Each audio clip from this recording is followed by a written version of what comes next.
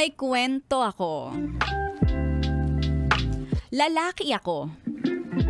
Share ko lang ang intimate love and fantasy ko na nawala, na parang bula. Pop! Meron akong close friend na babae. Katrabaho ko siya. Nagsimula kami sa hello, hi. Tapos, kwentuhan. Hanggang sa nalaman ko na same kami ng probinsya sa Bulacan. Kaya parang nagkaroon kami ng connection sa isa't isa. Ay, ikaw lang ang nakakaramdam niyan. Sa totoo lang, patay na patay ako sa kanya. Kaso may boyfriend na siya.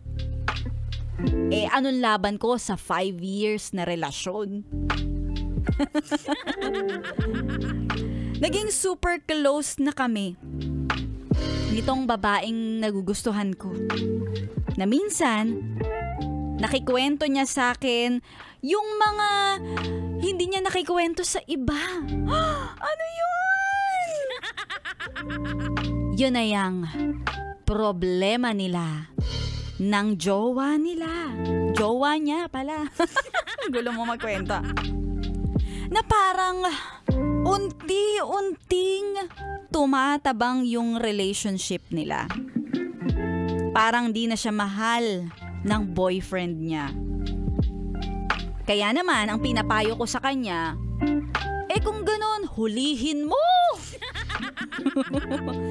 Hulihin niya kung gusto niyang malaman kung totoong nagloloko.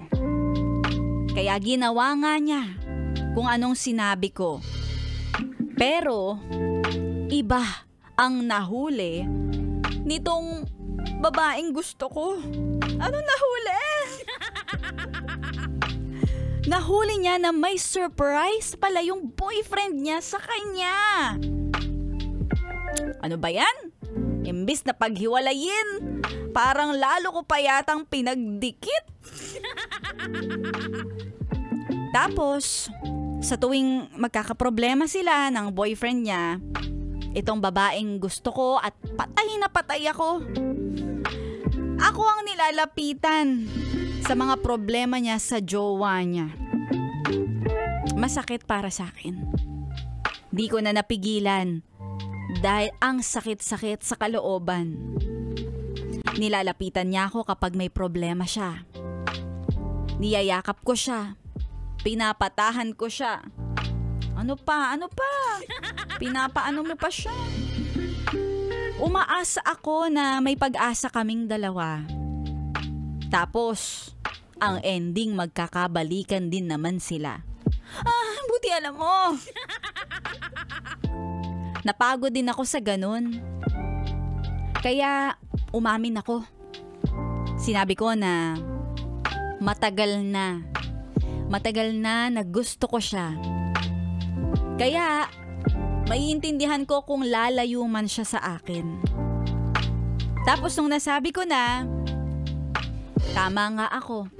Ayun nga, nawala na siya at hindi na niya ako nilalapitan. Kagaya nung mga panahon tingin niya sa akin ay matalik niyang kaibigan.